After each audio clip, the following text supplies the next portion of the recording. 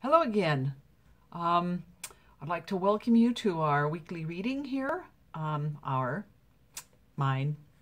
The book that I'm going to talk about today, I can't find my paperback copy of it, but it's going to be Alas for the Billionaire. And this is the fourth in the Billionaires of Wrecked series. The male main character is Darius. He is of Greek descent and quite a tall man. If you've ever read many of my books, you'll know that I have a lot of tall people in my books, and that's because I come from a tall family, and so I tend to include that. I myself at my peak was 5'9". I've got a little sister who's 5'10.5", another one who's 6'1", an aunt who's 6 foot.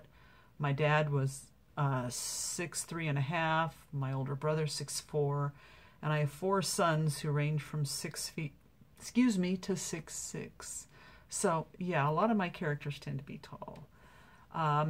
Anyway, in this particular story, we're going to open up with Evelyn.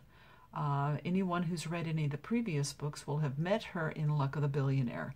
She was the healthcare nurse and was a fun character to write.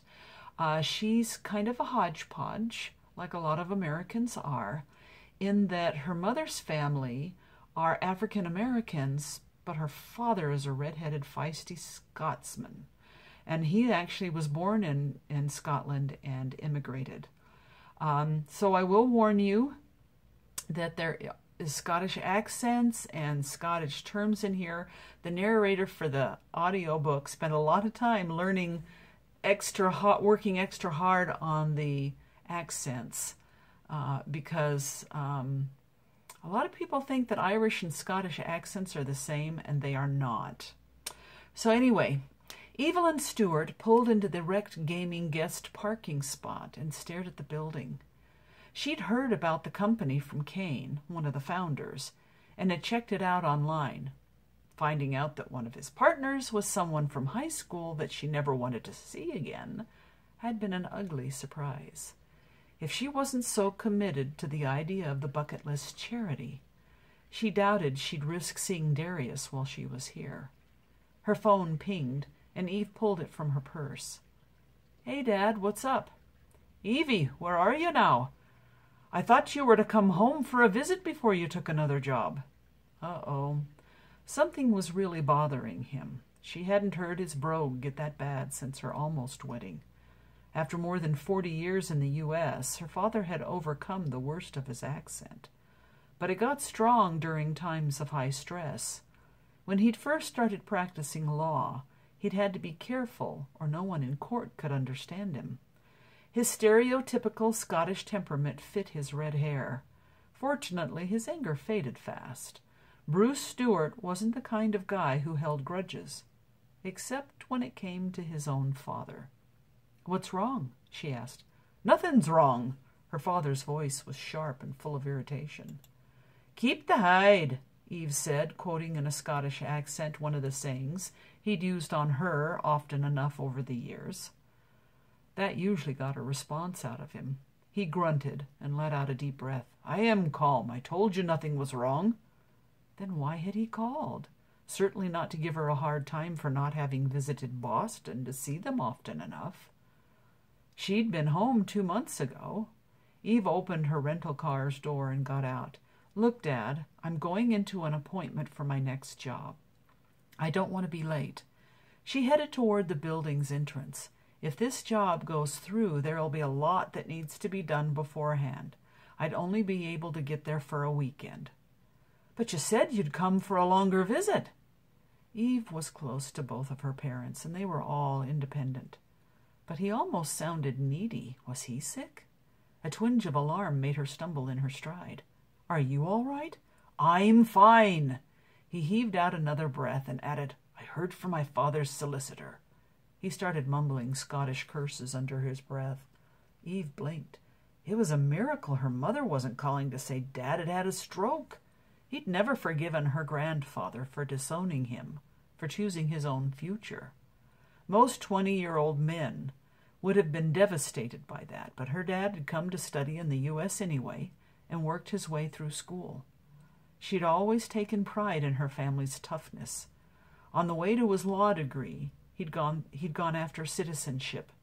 He hadn't married until he was in his early 30s and established in his career.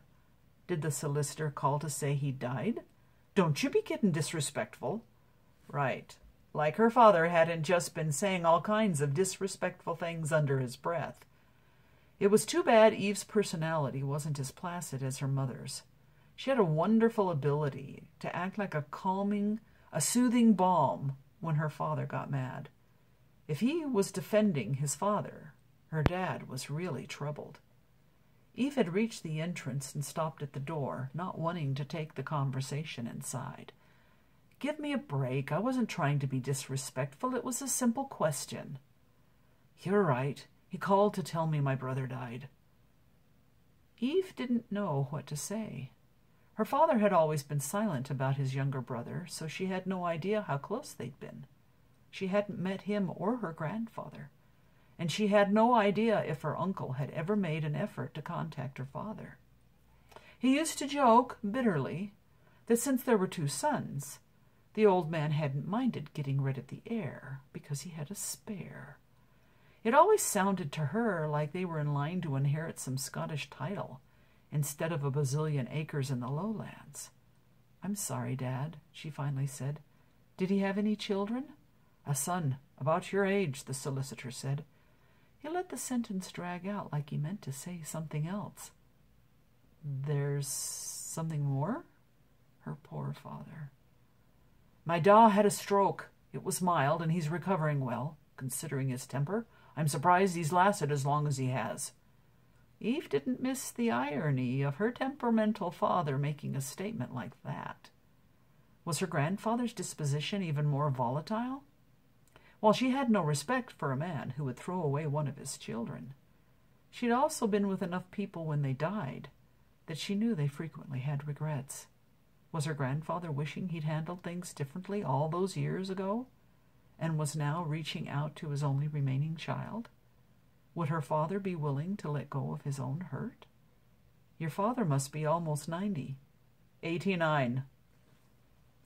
Well, this had to be the longest conversation that she could remember having with her dad about his father. Her heart lifted a little. Her dad remembered how old his father was. As a home care nurse, she'd worked with family members who had regular contact with each other, and still didn't know that kind of information. What are you asking me, Dad? Nothing.